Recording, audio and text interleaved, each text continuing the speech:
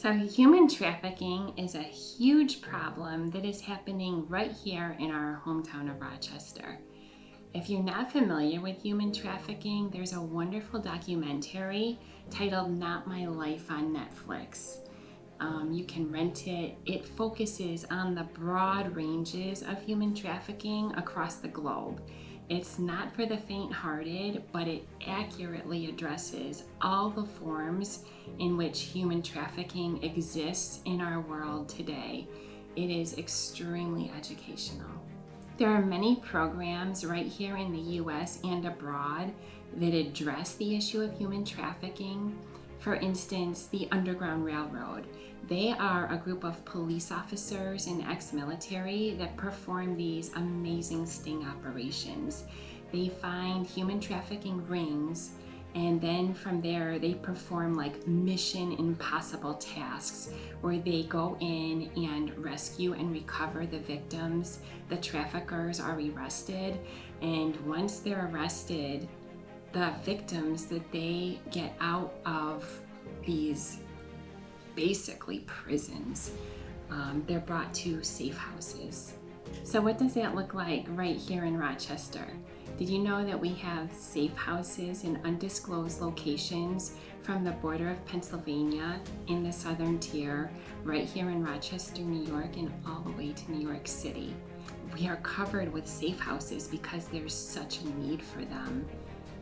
It's just a huge problem here, and so we wanted to set out to educate ourselves and the people that are going to watch this documentary in what kind of a problem is human trafficking right here in Rochester. So we're going to take you to some programs to find out and see how can we help.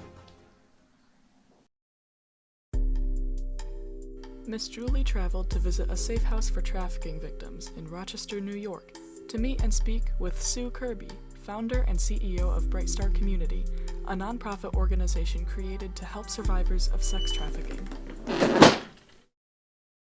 Wow, hi Sue! Hi. So we're here with Sue Kirby, and I wanted to make this documentary, Sue, because I feel like, in the salon when I'm doing hair, I talk to a lot of my clients. I let them know why I want to open up my academy for the survivors, and I often get funny looks like, here? Human trafficking is here? And it's kind of like, yeah, it's here. Yeah. And they were like, no, what, you mean New York City or something? And I'm like, right here in Rochester, New York. And most of my clients are kind of baffled that this is even a thing. Yeah. And I realized in just my salon alone, understanding that my clients know nothing about human trafficking and what's going on right here on the streets. And I know like the coalition and your program, Angels of Mercy, I know everybody's trying to put information out there, but it's, I'm meeting people every day that don't know about human trafficking right here in Rochester. So I felt like, maybe we need to get on this and make a documentary that the programs can share, and something that we could even possibly send into the media, because I do think that awareness is, first of all, and education is key. Yeah. People need to know what's happening and know what to be aware of. But then also the programs do exist here because we have so many girls that are still victims. We want to turn them into survivors. We want to get them out of that life. And there's so many people doing such great work. And in my talking to like Lauren Van Cott over at Angels of Mercy, I remember taking my daughter and my ministry partner to one of their educational nights they were having. And the one thing that really hit me in the core was understanding that even after some of these survivors get their GED, doors are still slammed in their faces when it comes to real sustainable jobs, because there's either been a background, there's been a record, and the beautiful thing about cosmetology is once you have that license, background checks go away. And it's because the state is the one who issues the license, and so they do their own background check But if somebody has a record that's trying to get a license, the state will inquire of the program for a letter of good conduct and proof that the program has actually been completed.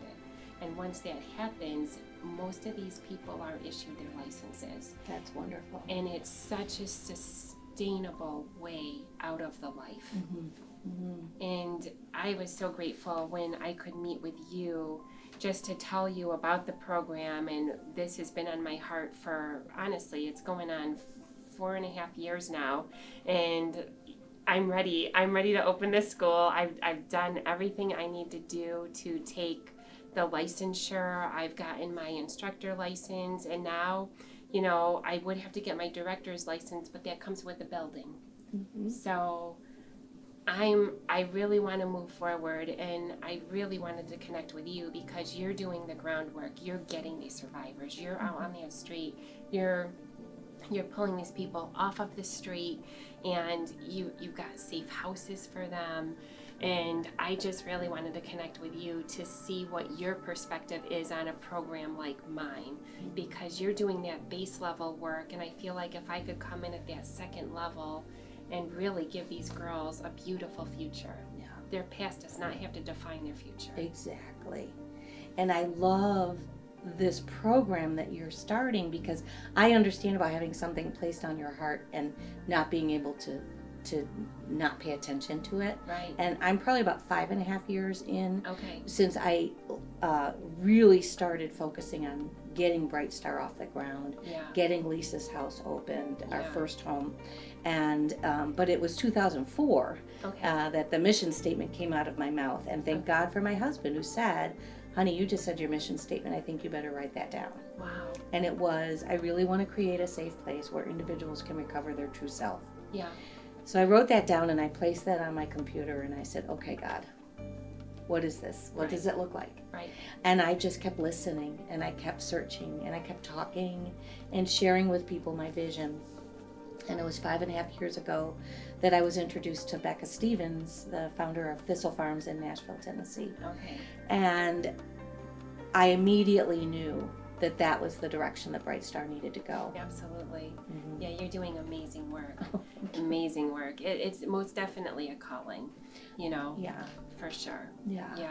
And I never feel afraid ever Yeah. when I go out on street outreach. Yeah. I just feel like God's called me to do this and he's going to keep me safe. Yeah. And he does. And he does. And Yep. I also want people to know that I'm not dragging these women in. Yeah. right. I'm not literally pulling them into our program. I'm inviting them in. Yes. And I'm letting them know Yes. what's here for them Yes. when they're ready. Yeah. And many girls, I'll go out and I'll see them and I'll give them a care bag with some toiletries and things. And I'll say, when you're ready, you know Yeah. how to find me Yeah. and we have a place for you. Right. Sue, how many girls do you feel like you see on the streets when you go out? It really any given depends night? on the day. Okay. But usually I'm seeing between 15 to 20 girls Wow. at a time. Okay. Some of them are not open to talking to me, and that's Sure. okay. I just give them a package and let them know that somebody cares. Yeah. And I truly believe that the more I do that, Mm-hmm. the more that they will start to trust me Yeah. and they will open up. Absolutely. There's one girl that doesn't want anything to do with me, and that's okay. It's okay. Yeah. She's not ready. Yep. But she's going to keep seeing me out there. Yeah. Absolutely. Yeah. And all the girls hear about me and hear about Bright Star, and they know that it's here. Yeah. That's wonderful. And that's all we can do, right? We can Yeah. just let people know what we're doing. We're here for you, and it's a choice. And I know, like with your program, obviously we have to keep the survivors safe, and things are very private. And I feel like that's how it would be with my school as well. When I think about the cosmetology school, yes, there's a fully working salon that we have, filled with stylists from all over the place. They're not all trafficked that are working in there, but it's separate. It's in the same building, but it's separate from the academy, where the academy my girls in the academy, they don't see the salon people don't see them. There's no access to the public whatsoever. Once they get that license, nobody knows about their past. That's wonderful. They can choose to stay in my salon if they want to. They can go elsewhere. That license is like freedom. Yeah. You know?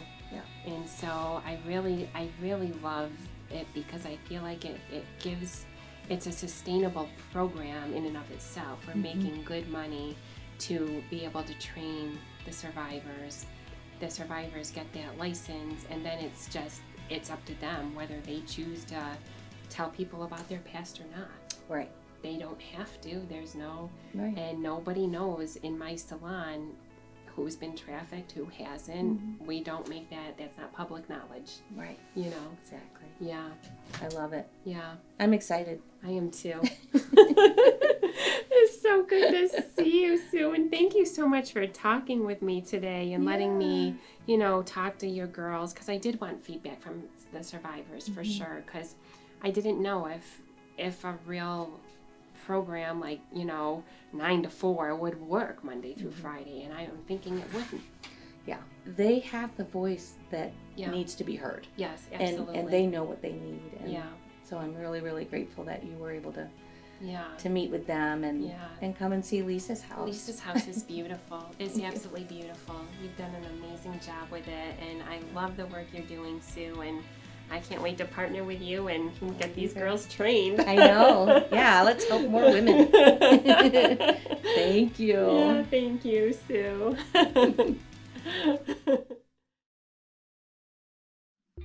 So after speaking with these several programs, our ministry figured out where we fit in. There are rescue teams already in place. There are safe houses where survivors can live and heal from the horrific trauma they have experienced. There's counseling centers, but where we kind of notice the lacking is coming in is vocational training. There are some programs that exist, but there's not an actual school that offers licensure to any of the survivors. And so we are in the throes right now of opening Miss Julie School of Beauty, where the survivors of human trafficking will be given full ride scholarships to obtain the cosmetology license. Now you may ask, why is cosmetology important? Well, it's a sustainable career. It's not just a job. It's not just minimum wage. It gives people the freedom to go into everything the cosmetology license entails. Now that includes nails, lashes, eyebrows, aesthetics, hair, waxing. The sky is the limit with our cosmetology license. We can do so much. And so whatever these survivors want to do with a licensure, they can do. And the other thing about the cosmetology license is, when we're working on people and our clients in a good, wholesome way and making people feel good in a healthy way, that is a huge self-esteem booster, and it gives us a real sense of purpose. Everyone benefits when we're working as cosmetologists to make people feel absolutely great about themselves. We feel great about ourselves, and it's just a win-win for everybody. And I just can't imagine not offering a program like this to people that have been tragically trapped in horrific bondage and have gone through so many awful things. We just want to be able to give people the freedom to experience a life outside of that, and a really sustainable, viable life. Not just to get by, but a thriving life. And the cosmetology license will do that. If you want to get involved with any of the programs that you've seen in this documentary, we will have links to all of the programs that we've talked to, plus more, because there's a lot more here in Rochester. And stay tuned for the opening of Miss Julie School of Beauty. Thank you for watching.